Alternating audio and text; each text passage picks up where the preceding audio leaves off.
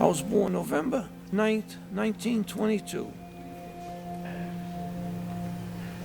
Well, I grew up mostly in New York City, and then when things were real bad, my parents moved to the Bronx, and then from the Bronx we moved to Brooklyn and back to New York City. I went to school of aviation trade. I took a vocational course, and what I did is I wanted to be a pilot.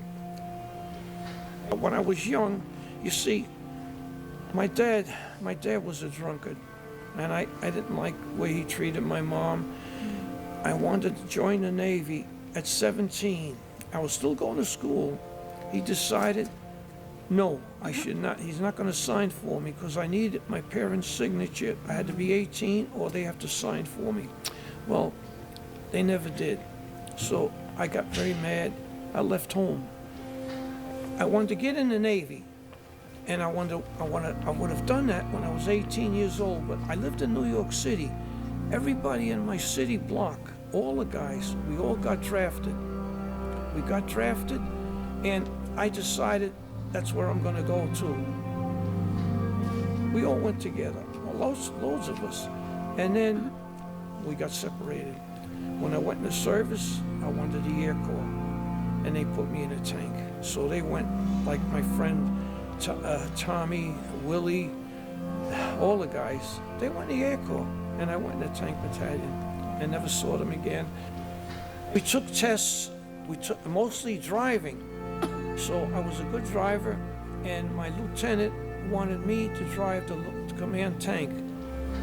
We had 5 men in a tank. I have a tank commander, radio man, gunner, assistant driver, and myself, driver.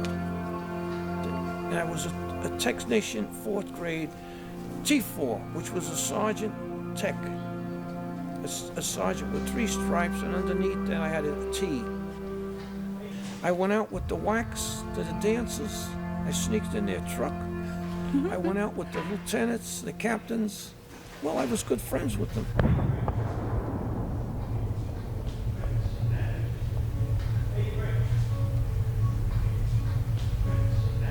I made the invasion, Omaha Beach, Easy Red Tree, on June 6, 1944, 6 a.m. in the morning. I laid on the English Channel for 2 weeks before going into the Normandy. When we hit the beach, they don't put you on the beach. I landed, in 15 foot of water. I hit the ground, I went up, I came up the beach, and I kept going because on the beach, the Germans were shooting us. Tank in front of me, blow up, hit a mine, I go around. I was just lucky. And then what happens is we have these MPs that were there. So I don't know where they come from. I look at the cliffs and I have to go up 100-foot cliff. How the hell am I going to, I don't know where to go. So the MPs were directing me. 17 days went by. I didn't even sleep. I never slept. Very rare. I tried to sleep in the back of the tank when it was warm to get some heat. But other than that, I had food, I ate rations. I get a mission to go out with several tanks to do a job. The colonel said, I need 5 tanks to take out a Tiger tank. So I said, well, I'll go. 5 guys, 5 tanks to get 1 tank. He's hiding in the woods, and he's hiding good. And he knows, he goes, they hide, and their gun is sticking out so they could shoot at us. We can't shoot at them because we could shoot at them, but we don't hit them. We hit the trees, everything else. That tank, the Tiger knocked out 4 of us. I made it back. My tank took a shot at the German tank. It bounced off, and I took off. I backed up and I ran. I got back to headquarters, and they said, we need 5 more tanks. We didn't want to go because you knocked already 5 out. You want another 5? I was lucky to get back. When the colonel said he put his hand on his gun, he said, it's an order. We told the colonel, we're not going. We just lost 4 tanks. You want us to go back now and get maybe 5 more get killed? We didn't go.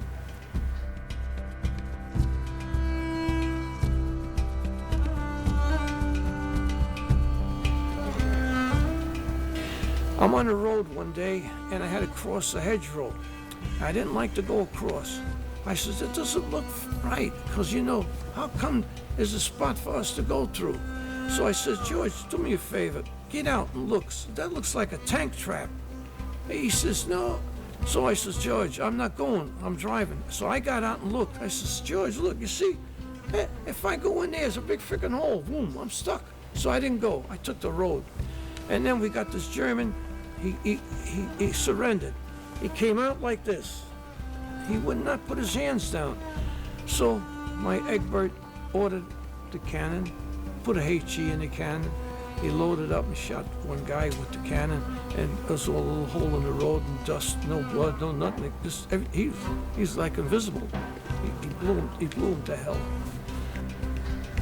We have to do an hour each guard at night. At night, somebody's got to watch because some guys could sleep. So I said, two-gun, listen, I want me and you stay together back to back. We sit by the hedgerows, you know, sideways so we could see and anybody behind or sideways. So we're sitting there, and I don't want to, because I'm dozing off, it's no good, but we can't talk. And then two Germans jump over the hedgerow, and two-gun, he put 30 rounds in the two of them. I took a mission that was, I didn't know where to go. So I found a kid that was in the infantry, and that boy said, I was on scout. I know where the house is that you want to get. So I says, oh, good, I'm gonna put you in my tank. But he didn't want to get in. So we had a little argument then, and they argued. I says, listen, I can't take the mission. Let's abort it, forget it, let somebody else do it. No, then he says, okay, I'll get out. So I said to the boy, now, I'm gonna put you in this tank. And I told him what to do. I says, you see, we have helmets. You hear through here. You have throat mics. So I took the mission, and I told the boy what to do.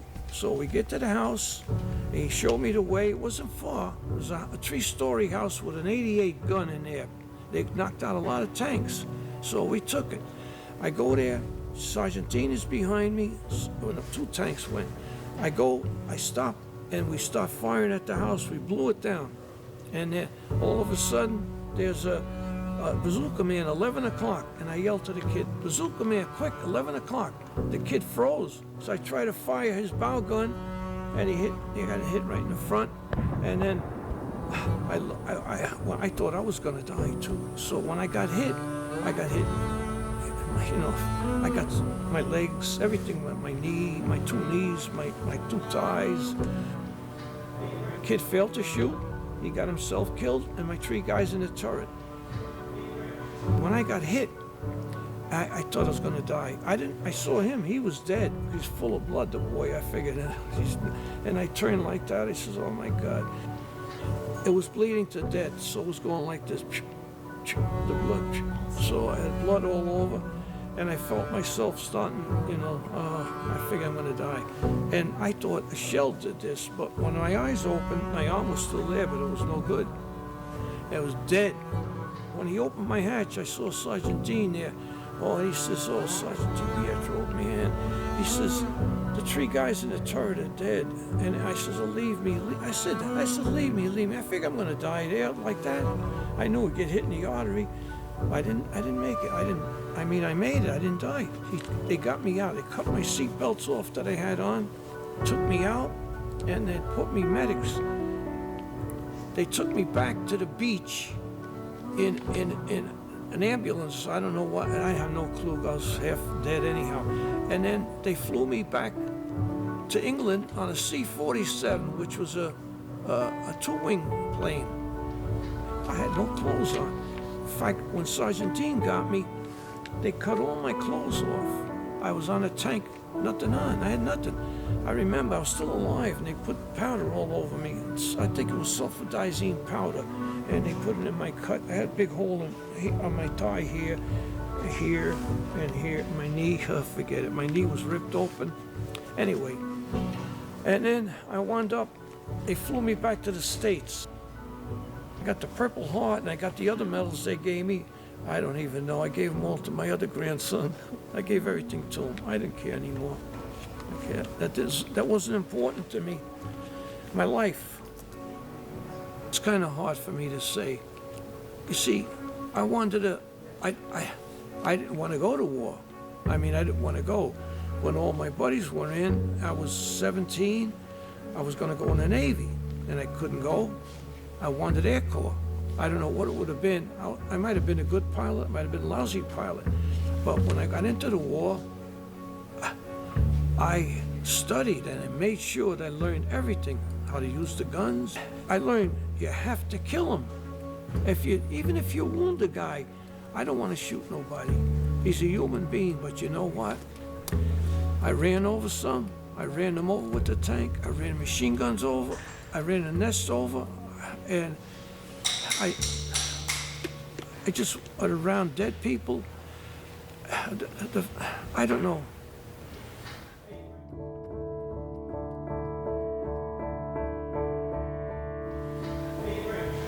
When the war ended, my couple of friends made it back, and a lot of them died there. They died in Normandy someplace. When I went to Normandy, I saw the names on the plaques on the walls. You know, they had everybody named that was shot in Normandy. And I don't remember too much. The guys, forget it. Dan Coratori, he was in headquarters. He made it back. My assistant driver, George Satakis, he made it back. And the rest, I don't know. The war movie, used to bother me, you know, because it brings back memories when I'm there. And you know, now I talk more now than I never did before in the beginning, because my grandson Bobby, how old's Bobby, 50 now? Whatever he is. I never told him nothing. Then when he questioned me, and then I start telling him. And then Helen said to me, why don't you tell him? I just don't want it, because I go to bed and I just start dreaming, you know. So